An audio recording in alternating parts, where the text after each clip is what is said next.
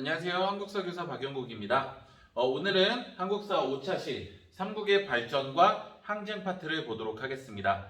우리가 지난 시간까지 봤던 부분은 이제 고조선이 한나라에 의해서 멸망을 했어요. 그리고 이 한사군이 설치된 지역에 연맹체 국가들이 나오기 시작합니다. 대표적인 연맹체 국가로 우리가 부여와 가야에 대해서 살펴봤죠. 이 연맹체 국가는 왕은 존재합니까? 존재하지 않습니까? 존재하죠. 그런데 왕권이 우리가 생각하는 알고 있는 조선시대, 고려시대, 삼국시대의 왕보다는 권한과 권력이 약합니다.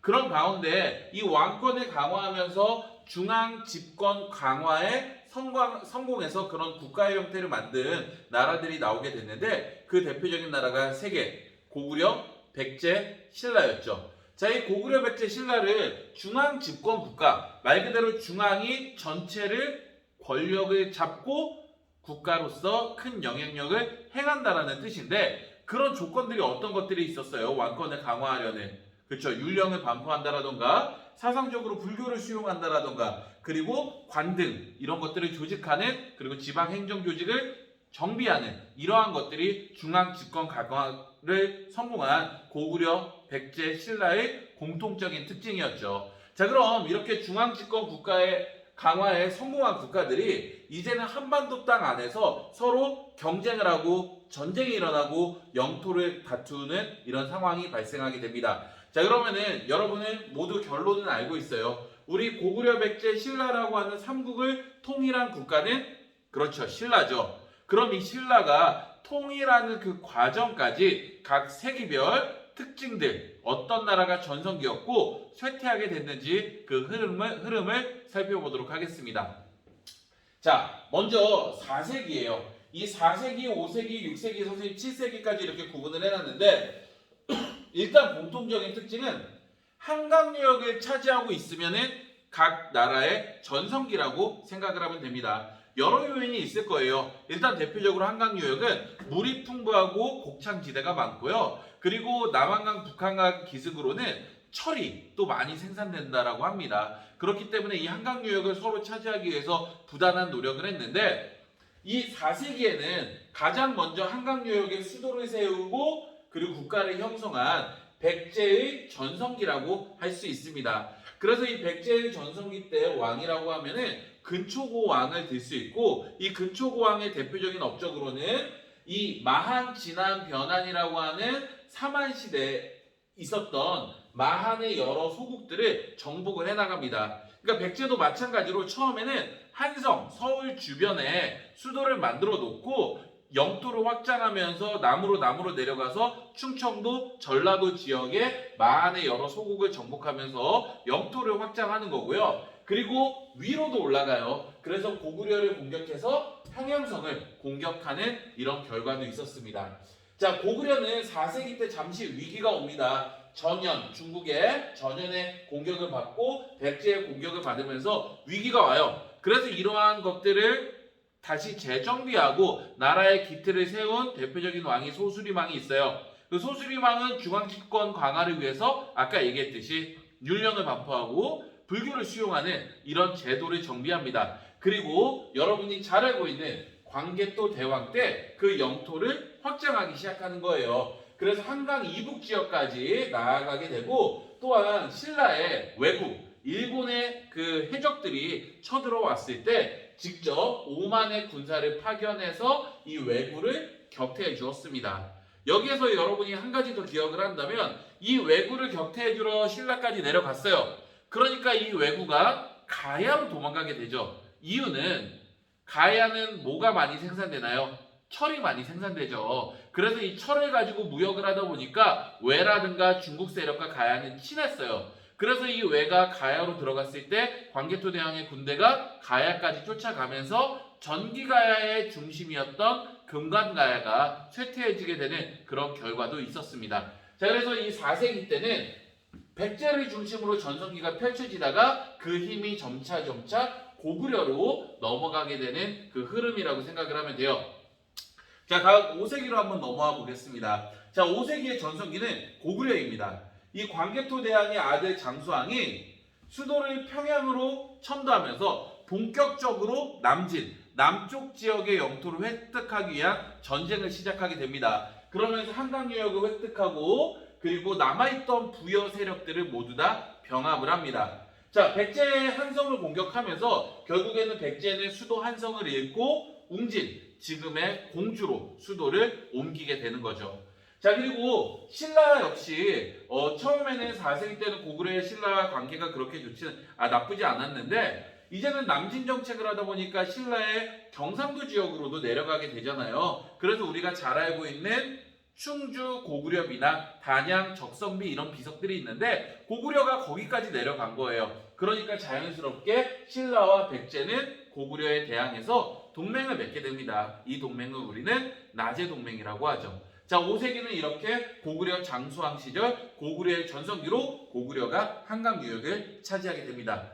자, 그럼 이제 6세기는 자연스럽게 이제 어떤 나라가 신라의 전성기가 오게 돼요. 신라는 고구려나 백제보다 전성기가 늦게 온 이유는 아무래도 지형적으로 우리나라의 동남쪽 경상도 지역에 치우쳐 있다 보니까 중국의 선진 문물을 받아들이기에 너무나 멀었습니다. 그래서 이 중앙집권 국가로 발전하는데도 조금은 오래 걸렸어요. 그래서 다른 나라들이 왕이라는 호칭을 쓸 때 그 왕이라는 호칭도 늦게 사용하게 되었고 관등이라든가 율령이라든가 이런 반포도 고구려나 백제에 비해서는 조금은 늦게 시작이 되었습니다.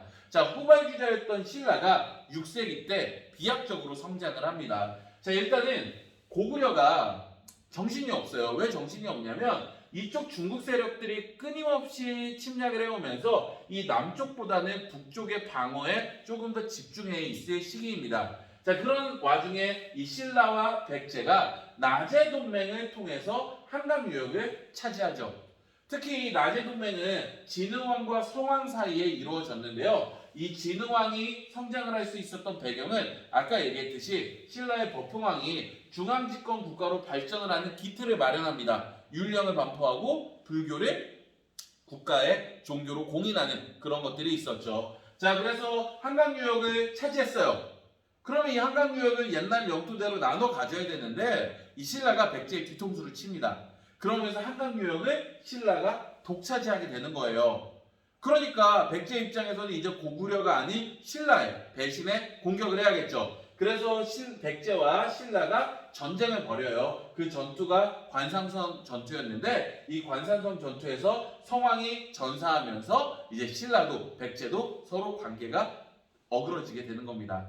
자, 이런 상황에서 진흥왕은 본격적인 대외 정복 활동을 전개하면서 금강가야에서 그 중심지가 옮겨졌던 가야의 연맹 왕국이었던 그 대가야를 정복시키면서 가야를 멸망시키고 그 영토를 차지했고요. 저쪽 북쪽으로 함경도까지 진출을 해요. 그래서 그 진흥왕이 진출하는 지역마다 순수비, 직접 왕이 순행해서 이곳에 비석을 세운다라고 해서 순수비를 통해서 신라가 비약적으로 발전을 하게 되는 겁니다. 자, 이제 보세요. 고구려도 백제 신라에 의해서 한강 유역이 뺏겼어요. 이 백제 신라에게 복수를 해야 됩니다. 백제는 함께 손잡았던 신라가 배신을 했어요. 그렇기 때문에 백제의 가장 큰 원수는 신라입니다.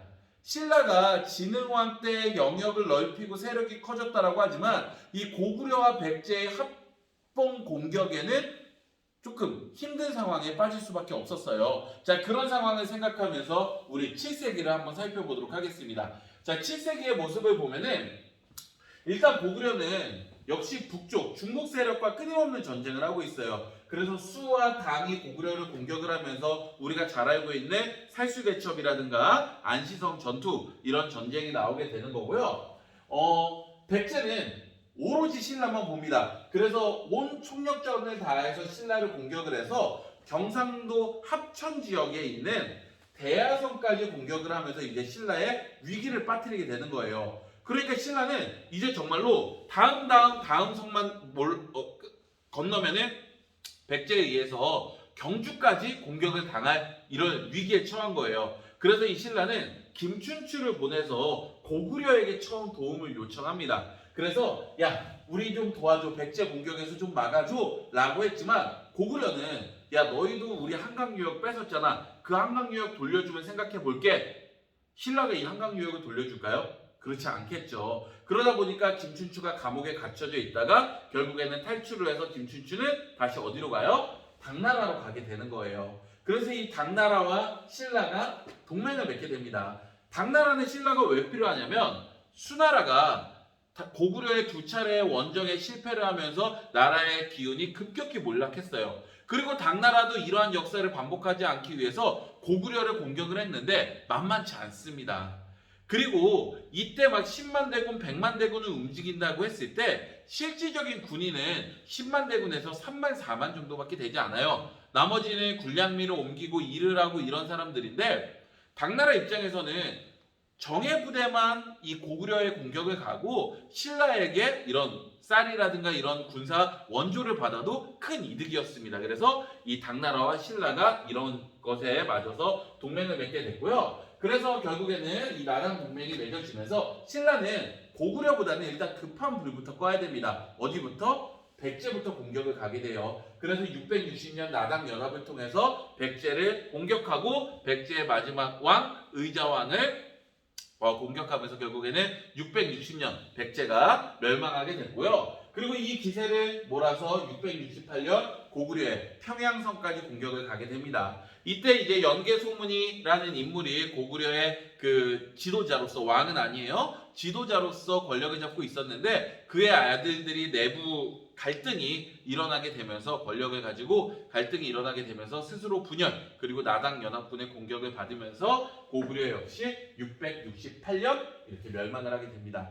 자, 이제 신라는 삼국통일을 완수하는 듯 했어요. 근데 이 당나라와 처음 약속을 했을 때, 그래, 우리 고구려의 대부분 영토는 너희에게 줄게, 그 이남 지역만 우리에게 주면 돼 라는 약속을 했었는데 이 당나라가 그 약조를 지키지 않습니다. 오히려 평양, 그리고 웅진, 그리고 경주에 자신의 기지 같은 거를 만들면서 이제는 한반도 전체를 당나라가 차지하려는 야욕을 보이는 거예요. 그래서 결국에는 이 나당 동맹이 깨지게 되고 나당 전쟁이 벌어지게 됩니다. 그리고 매소성 기벌포 전투에서 신라는 당나라를 무찌르고, 또 당나라는 북쪽의 유목민족들의 공격을 받느라고 한반도에 집중할 수만은 없었어요. 그래서 당나라는 이렇게 물러서게 되는 거죠. 그러면서 이제 결국에는 이 나당 전쟁에서 신라가 승리하면서 삼국통일을 완성하게 됩니다.